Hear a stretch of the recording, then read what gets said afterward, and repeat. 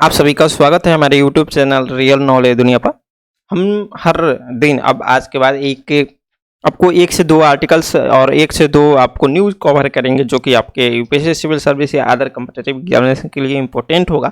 तो ये जो न्यूज़ है 24 अप्रैल का है और इस न्यूज़ में जो हम लोग बात करेंगे जस्टिस NM रमाना, ठीक है, 48 चीफ जस्टिस ऑफ इंडिया होंगे, ठीक है, CJI होंगे, ठीक है। कौन? जस्टिस NV रमाना। तो इसको हम लोग डिटेल में कवर करेंगे। तब तक के लिए मैं अपने बारे में इंट्रोडक्शन दे देता हूँ कि मैं टीचिंग लाइन में हूँ, ठीक है, 2015 से, और धीरे धीरे मैंने अपने स्टेप को इंक्रीज करते गया है और एक ट्रेनर भी हूँ, डिसीजन मेकर भी हूँ, मेकिंग का भी काम करता हूँ, हेल्प करता हूँ अगर किसी को ज़रूरत होती है। तो सोशल वर्कर भी हूँ, लर्नर भी हूँ, मैं खुद सीखता हूँ, पढ़ता हूँ, ठीक है, स्टडी करता हूँ। और मेरी जो एक्सपर्टाइज है polity governance, international relation, ethics और इन्वायरमेंट में है। इसके अलावा बाकी और भी सब्जेक्ट मैं कवर कर लेता हूँ क्योंकि यूपीएससी एस्पिरेंट ऐसे में होता है। और मैं ये मेरा आपका मिल जाएगा ट्विटर हैंडल, आप ट्विटर हैंडल पर जाकर डिस्क्रिप्शन में सारे लिंक दिए हुए हैं, आप मुझे फॉलो कर सकते हैं। और ये हमारा चैनल है, आप इसको सब्सक्राइब कर लीजिए ताकि आपको आने वाले सारी अपडेट्स और चीज़ें जो भी जानकारी है मिल पाए। और ये मेरा इंस्टाग्राम है, आप मुझे फॉलो करके इंस्टाग्राम पर, ठीक है, नीचे मेरे डिस्क्रिप्शन में लिंक दिया हुआ है और मेरा यूजर आईडी आप देख सकते हैं, तो आप फॉलो कर सकते हैं और डीएम कर सकते हैं अगर कुछ आपकी अदर रिक्वायरमेंट होगी। तो हम लोग बात करते हैं। देखिए 23 अप्रैल को, ठीक है, 23 अप्रैल यानी कि लगभग हम आज से 2 दिन पहले, ठीक है, तक हमारे जो चीफ जस्टिस ऑफ इंडिया थे, ठीक है, वो कौन थे? तो वो थे शरद अरविंद बोबड़े, ठीक है, जिनका जन्म 24 अप्रैल 1956 में हुआ था। और ये 47 चीफ जस्टिस ऑफ इंडिया थे जो कि 18 नवंबर 2019 से लेके 23 अप्रैल 2021 तक थे। मतलब 2019 से लेके 2021। अब कार्यकाल में इनका हम देखेंगे तो लगभग आपको 1 साल 4-5 महीना इस तरह से आपको मिलेगा देखने को। लेकिन अब चलते हैं कि अब 47 जज से वो थे तो 48 जज कौन हुए? देखिए 24 यानी कि कल के डेट में, ठीक है, जो हमारे नए चीफ जस्टिस ऑफ इंडिया है NV रमाना, इनको शपथ दिलाया गया, ठीक है। और ये शपथ जो दिलाया गया वो प्रेसिडेंट के द्वारा, रामनाथ कोविंद के द्वारा राष्ट्रपति भवन में दिलाया गया। और ये जो सेरेमनी था, ठीक है, उसमें जो भी एडमिनिस्ट्रेटर ओथ के लिए ऑफिस था वहाँ पर कोविड-19 का प्रोटोकॉल्स का SOP का ध्यान रखा गया और यहाँ पर मौजूद थे वाइस प्रेसिडेंट ऑफ इंडिया, ठीक है। इसके बाद प्राइम मिनिस्टर नरेंद्र मोदी थे, लोकसभा स्पीकर थे और लॉ मिनिस्टर रविशंकर प्रसाद थे, मंगोदर और भी लोग थे और इसके अलावा प्रेसिडेंट तो थे ही, ठीक है। तो ये लोग यहाँ पर मौजूद थे और हमारा जो मेन एम है वो है 48 चीफ जस्टिस ऑफ इंडिया कौन हुए? जस्टिस NV रमाना। देखिए चीफ जस्टिस ऑफ इंडिया का एक चीज़ होता है कि पहले ही आपका डेट तय हो जाता है कि इनको कब से कब तक रहना है। इनका टेन्यूर जो होता है वो पहले तय हो जाता है, इनको कब से कब रहना है। आगे पीछे अगर वैसा ही आपातकाल स्थिति आई कि हम टेन्यूर में मतलब कोई नया चीफ जस्टिस नहीं ले आ पाए, उस समय नहीं आ पाए, तब जाकर टेन्यूर को इंक्रीज हल्का फुल्का कर दिया जाता है, बाकी तय होता है। तो अगर इनका टेन्यूर देखें तो इनको रखा गया है 1 ईयर 4 मंथ के लिए चीफ जस्टिस ऑफ इंडिया, कौन? रमाना को, ठीक है।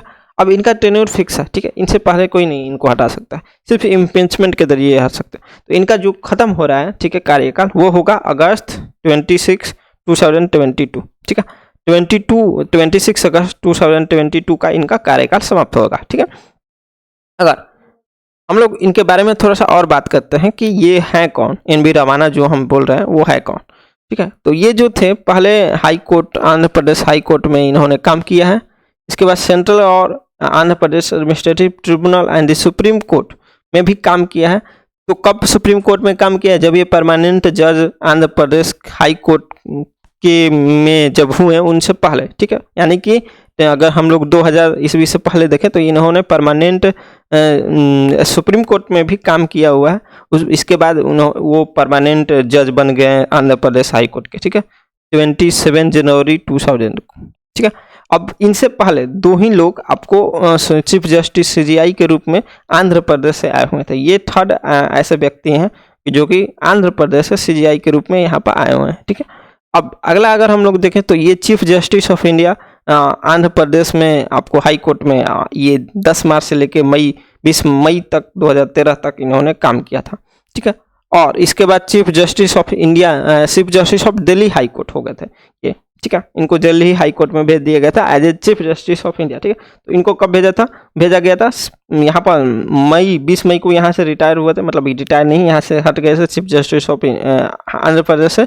इसके बाद इनको chief justice of Delhi high court में बना दिया गया 2 सितंबर 2013 से, ठीक है। अब ये जो सुप्रीम कोर्ट में जज के रूप में और भी काम किए 17 फरवरी 2014 से, अब जाकर चीफ जस्टिस ऑफ इंडिया बने हुए हैं, ठीक है। अच्छा, इनका भी जन्म उसी तरह जिस तरह हम लोग अधिकतम देखते हैं कि लोगों का जो फार्मिंग जो पेशा होता है, पालने का बैकग्राउंड होता है वो होता है, तो उनके भी पेरेंट्स जो थे फार्मर्स है। 1957 में इनका जन्म हुआ था, ठीक है।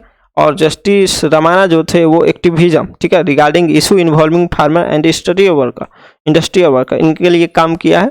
फार्मर और इंडस्ट्रियल वर्कर के लिए जो भी इनके प्रॉब्लम्स होते हैं उनको सॉल्व करने की कोशिश इन्होंने की है, ठीक है। अच्छा, ये लीगल प्रैक्टिस से पहले ये एक जर्नलिस्ट का भी काम किए हुए हैं, वो भी तेलुगु न्यूज़पेपर में, ठीक है। तो पहला नंबर की जो चीफ जस्टिस ऑफ इंडिया अब जो हुए यानी कि 24 अप्रैल के बाद वो जस्टिस एन.वी. रमाना हुए, ठीक है। और ये 48 चीफ जस्टिस ऑफ इंडिया, यहाँ से आपको कंक्लूजन जो निकलता है वो क्या क्या निकलता है, तो ये 48 चीफ जस्टिस ऑफ इंडिया हुआ, ठीक है। इनका कार्यकाल कब से कब है, तो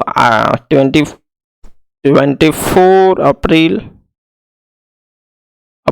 2021 से इनका जो कार्यकाल है वो है आपको यहाँ पर आपको 26 अगस्त यानी कि 14 महीना, ठीक है, 14 महीना बाद, तो 26 अगस्त 2022 तक, ठीक है।